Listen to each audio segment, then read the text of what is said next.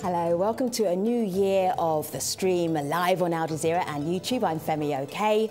Now, lab-made meat, driverless cars and robot caregivers were all once part of some sci-fi fantasy. But the future is here right now, today on the stream. The story of human evolution is one that is intimately tied to meat. Once we started cooking meat, then we could get lots of energy, and that energy enabled us to have big brains and become physically, anatomically human. For many around the world, meat continues to be a central part of the diet. Climatologists believe that farming animals for food is damaging the environment and a big contributor to global warming. But scientists might have a solution to this environmental challenge: lab-made meat. Joining us from the Netherlands to talk about this, we have Mark Post. He's a professor of physiology at Maastricht University and the co-founder of Mosa Meat, one of several companies learning to grow cultured meat. Professor Mark, what a fascinating job you have. All right, what does it taste like? It tastes like meat because that's what it is. It's just grown in a different way. All right. People are going to be curious about how this actually works. So we've got a little bit of video for Mosa Meat so we can show them how do you grow in vitro meat. Have a look. Muscle tissue is a key component of the meat we eat, and it's first harvested in a small and harmless procedure. Next, the tissue is cut into minuscule pieces to separate the muscle fibers and cells. The muscle tissue consists of fat cells and muscle cells, which are separated to produce cultured beef. By dissecting the muscle cells, individual cells can be removed and cultured. The cells start dividing. Eventually, from one muscle cell, more than 1 trillion cells can be grown. So Mark, we asked our online community, would they eat lab-grown meat? Here's some of the reaction. I would not eat lab-grown meat simply because it's not even meat. This is a way to die early. Edie says, as long as it tastes good and medically approved, harmless, why not? I guess we wouldn't have to kill the poor animals again. And Judith says, yes, if there are lots of cells identical to one original muscle cell, then it's just more meat. Are these typical responses to this very curious idea about being able to cultivate meat and not have a live animal to do it from? Yes, they in fact are. So people understand what it is, which is a good thing. They understand that it's basically the same tissue. It's grown from lots of cells, cells that come from the animal, that do outside of the animal exactly the same as inside of the animal, divide and then make meat tissue. There are also concerns about long-term health and safety, and those are natural. Those are natural concerns. But people have to understand that it's exactly the same tissue. So, and that obviously when this hits the market, it first has to be regulated by the FDA or by the EFSA here in Europe, so that it's absolutely safe. So it's tissue, but it's tissue that's not grown in blood, so it's not really going to look red. What colour is it naturally? Well, the hamburger that we made in 2013 was mostly yellow. Yeah. And that's not because there was no blood, but that's because it lacked a certain protein called myoglobin, which is actually what colors our muscle red. It's not blood, it's myoglobin. It's very similar to blood, very similar to the hemoglobin in blood, but it's made by muscle cells. And actually, we now have a way to culture our muscle cells under low oxygen conditions so that they create that myoglobin and then they look pink.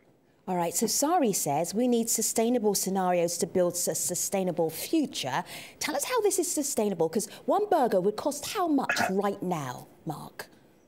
Well, right now it's difficult to say. If we scale up production, it would be about $11. Which is still a lot, but that's with the current technology, and that eventually is going to improve to make it cheaper. The reason why meat is really unsustainable, there are two reasons. One is it uses a lot of resources. It's a very expensive component of our food, and that's because cows are very, very inefficient in converting their food into our animal protein. And second, because they are ruminants, cows, they do, as you said earlier, emit greenhouse gases and are really very detrimental to the environment. this needs some kind of imagination from members of the public just to get our head around the idea that our meat isn't coming from a cow or a fish or our normal supply of meat. And there's a website, bistroinvito.com. It's kind of an imaginary, this is the possibility of the future. There's one little section that caught my eye, and that's this one. Celebrity cubes, where you can eat a little bit of your celebrity. You can grow it from a tissue. So we could, I don't know, Jennifer Aniston, for instance. What would she have to give us to have a Jennifer Aniston burger? Yeah, I find that a little bit difficult to accept because this would basically be cannibalism. Yes. And yes, you could do it, but I don't think anybody is waiting for this to happen. So Sure. let's stick with the regular animals: cows, pigs, fish, chicken, and look where that gets us. There is a factor involved in this that makes people a little bit queasy, the idea of meat not coming from its normal source, but coming out of a laboratory, perhaps. How do you address that concern? There are a couple of reasons why I think people are a little bit queasy. One, as we touched upon, is safety. So we need to establish that it's absolutely safe. That's one thing. The next thing is that we want to have the illusion of control over how our food is being produced. And this, if you start a new technology, people immediately are going to imagine how it's going to be implemented in society. So they think of large factories in low-wage countries somewhere far away with very little control over how our food is being produced. However, that's not the technology itself. You could do this in small farms in a city, in a barn next to a very small farm that you can visit on Sundays and see exactly how your meat is being produced and where it comes from. So it all depends how it sort of lands in society. Right. And then, of course, there's a whole cultural sort of connotation of meat with cowboy movies and campfires and all that romanticism around it. And yes, that's difficult to replace, admittedly. All right, Mark, what year do you think that in vitro meat will be available in your supermarket or your restaurant? What would you guess might be the date? Well, together with my other colleagues who are also trying to commercialize this, we think that realistically in 3 years it will be in restaurants at a relatively high price. All right. And then it will take a couple of years for it to reach the price level so that we can get it into the supermarket. All right. Mark Post, thank you so much. One more comment here that's coming from YouTube, very live right now. Lasher Squirrel Slayer says, if it tastes okay and saves people from starving, then go for it. Mark, thank you very much. We appreciate it. Thank you very much. Thanks for being part of the stream today. We look forward to seeing your product in the supermarket one day. Thank you. Now, aging, it happens to all of us. A study by the National Institutes of Health, a US organization, found the world's older population is growing at an unprecedented rate. Today, 8.5% of people around the world are 65 and over. That percentage is projected to jump to nearly 17% by 2050. And with aging comes a decrease in mobility and other health issues, all of which can mean a loss of independence. But could technology solve that problem? Joining us to talk about this, we have Alex Mihalidis.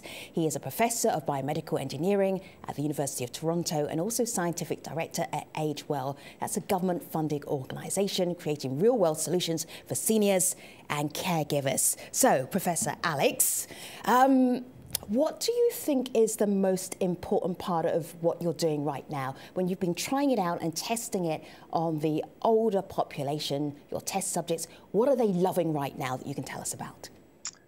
I think, the most important thing that they're loving right now is the possibility of remaining independent in their own homes and communities for as long as possible. And that's really kind of the end goal here. It doesn't matter, whether we're testing a low-tech device or a high-tech device. Ultimately, it's that support that we're trying to provide to our seniors and also the support to their families who are at their wits' end, trying to provide care, often perhaps across the country. And the technology really is providing an opportunity for them to provide this care and to support their loved ones as much as possible. So, Professor, we had a series of tweets from Tommy, and Tommy June BEM has Alzheimer's. And he told us, Too many things developed, and then it is expected that people living with disabilities will adapt to the technology, not the other way around. Expecting the person living with dementia to adapt without listening to their views. That can affect how keen they are to use the technology. How are you approaching this? How are you getting people with the disabilities, with the aging issues, how are you getting them right there at the beginning?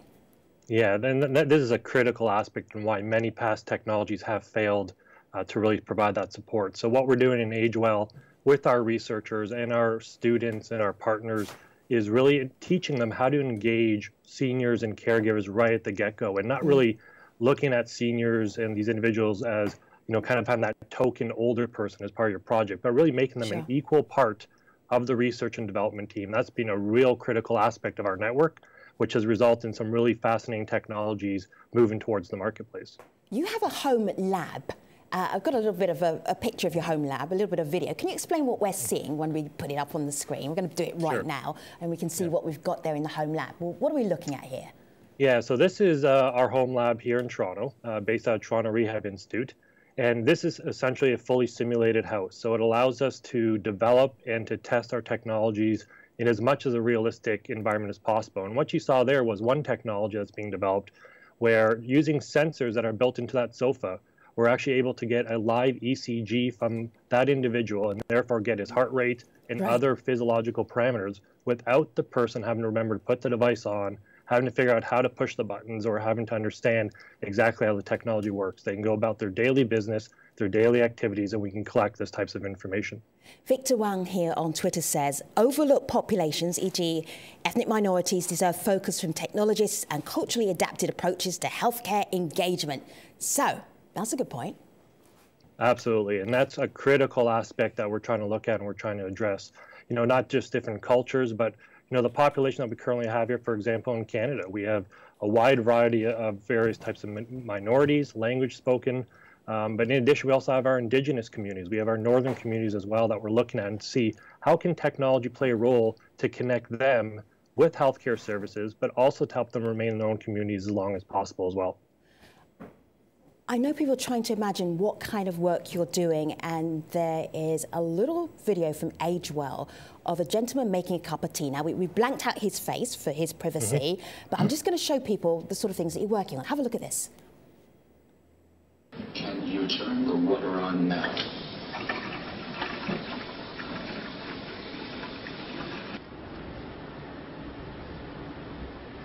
Try pressing the switch to boil the water.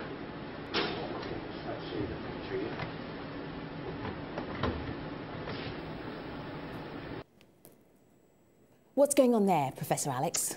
Yeah, so that's a key project within our network in here in Toronto, looking at the role of robots in the home. How can we use robots to provide support and care to older adults who may have dementia or Alzheimer's disease, for example? So that video you saw there was actually an individual with Alzheimer's. So that's a real client that we work with. And the robot there is providing the prompts that are required to complete basic activities of daily living, whether it's making a cup of tea, brushing your teeth, getting dressed, or using the toilet. And the point of these robots are not to replace the caregiver. It's not to replace the family support or contact, but to provide the support when the family cannot be there, to provide the support perhaps during those private and embarrassing activities like using the washroom, where we've heard from many older adults with dementia and their families that it's just such a difficult situation to be in. So if technology can alleviate some of that, that's what we're really after here. All right, Professor Alex, we're talking about the future and what the future can bring us in terms of technology. Talking about AI next, artificial intelligence. Sit tight, because we've got a video comment from Will Bailey in the United Kingdom, who is also working to help older people live independent lives. Here are his thoughts on using tech to help people outside the home. Independent living doesn't just rely on innovations at home. Lacking the confidence to travel can cause isolation. So while the world of assistive technology is moving fast, we're still missing innovation which assists independent travel for the elderly and those with dementia. Data is the key. If we use data to better understand vulnerable travellers, we can provide highly personalised information to remove the unknown from the stress of travelling.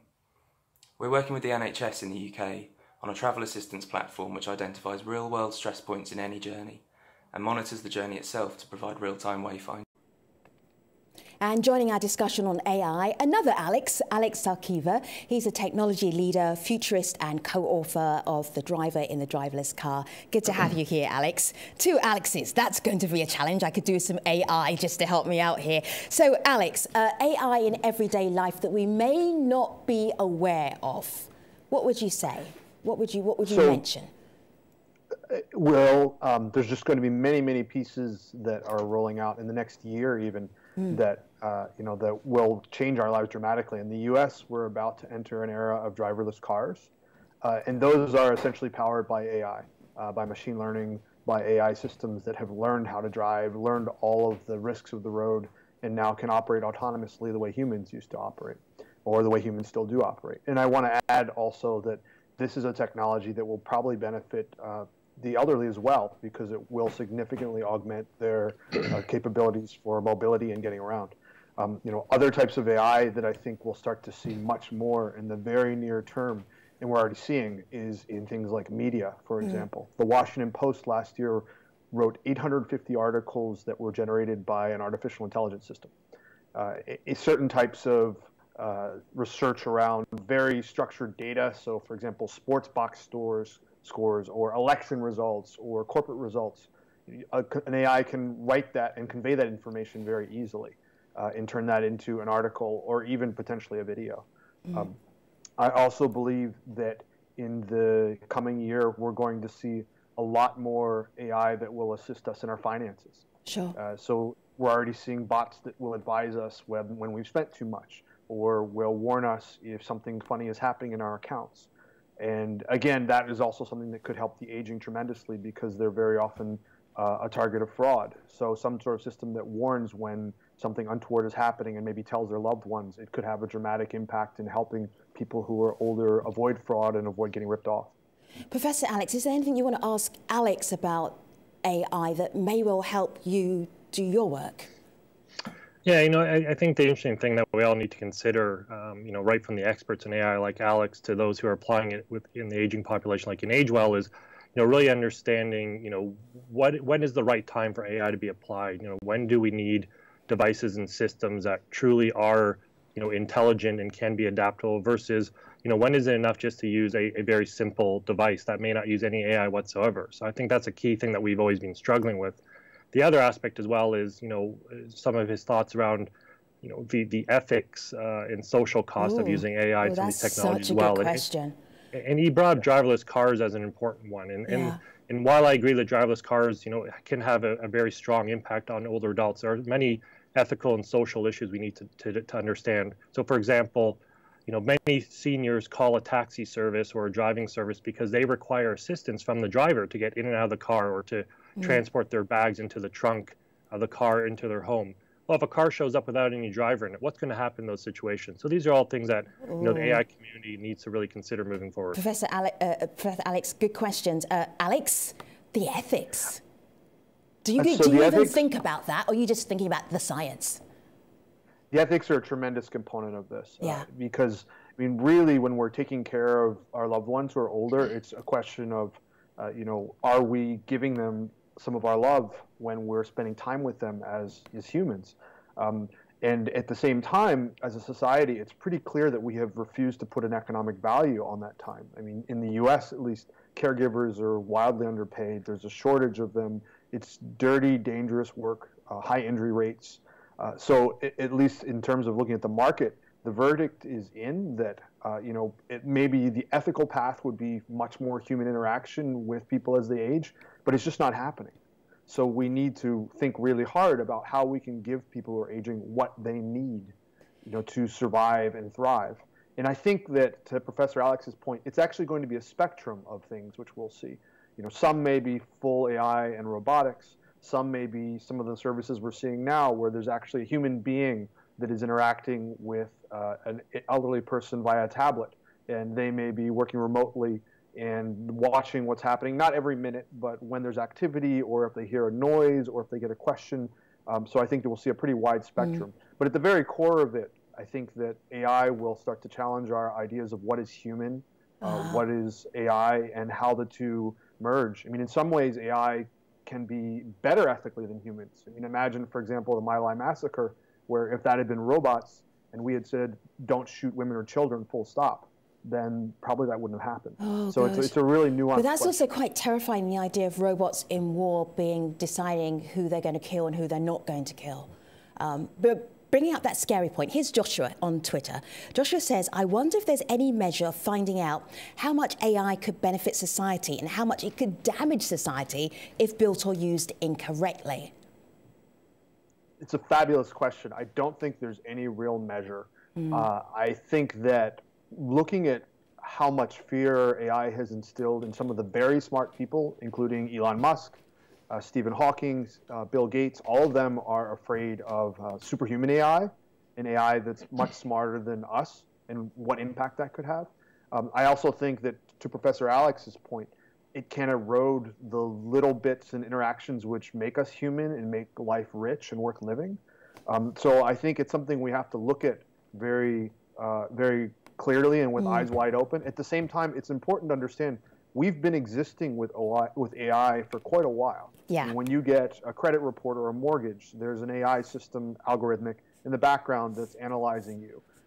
When you surf the internet and ads are served to you, there's AI interacting with you.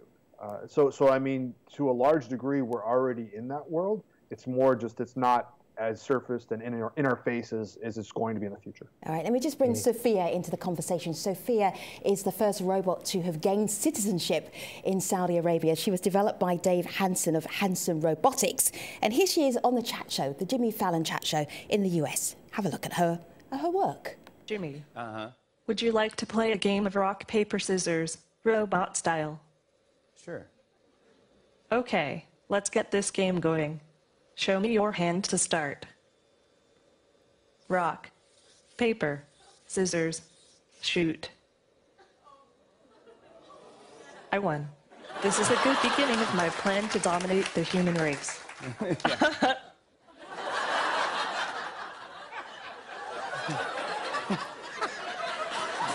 go. Just kidding. Yeah. You are incredible. It's so nice to meet you, Sophia. Thank you, Jimmy. Yeah. Friend me on Facebook. I will, yeah. All right. Yeah. Sophia, everybody. She got the engaging guest bit down. Professor Alex, I'm just wondering what the role of robots like Sophia might be in caretaking, in caregiving for the elderly. Yeah, I think robots are going to play a significant role in providing support and care and ongoing stimulation to older adults moving forward. However, research has shown, though, that we do not need robots that sophisticated looking, and having a robot may just be as simple as having a screen on top of a moving base may just be enough. And even when we talk to older adults who have even quite moderate or severe Alzheimer's disease, they all realize what they're dealing with. They all realize they're interacting with some kind of machine. And so trying to hide that fact by making these robots look more and more human and act more and more human may actually not be the answer or the way forward. And even having these types of more sophisticated robots are quite cost prohibitive, as we all know as well. So, something like that we just saw in that clip, I don't see playing a role anytime soon in the home of an older adult. But a simple robot, I can see happen in the next several years. I've got a little bit of cynicism here from the YouTube audience. That never happens. Messe Satter says, I heard this story 30 years ago, Alex. What makes this technology feasible? AI has been oversold over the years. In the last few moments of the show, what would you say to push back?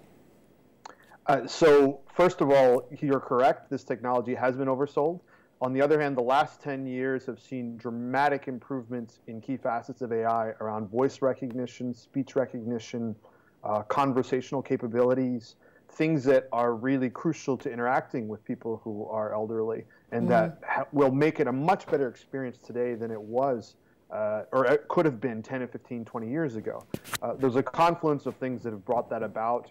A lot more data to train artificial intelligence systems, much cheaper systems, better connectivity. We didn't have tablets that could connect wirelessly anywhere in the world in the past.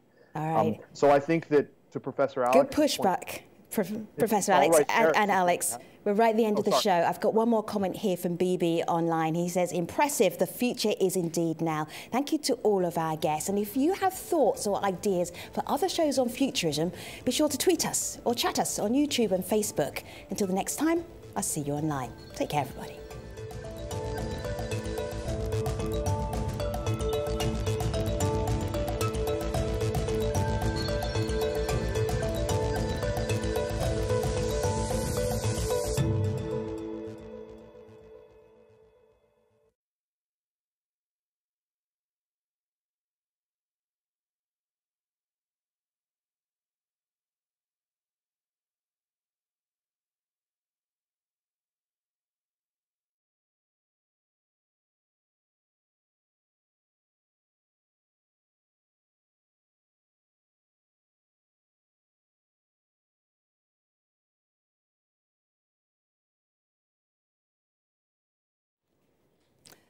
Professor Alex, and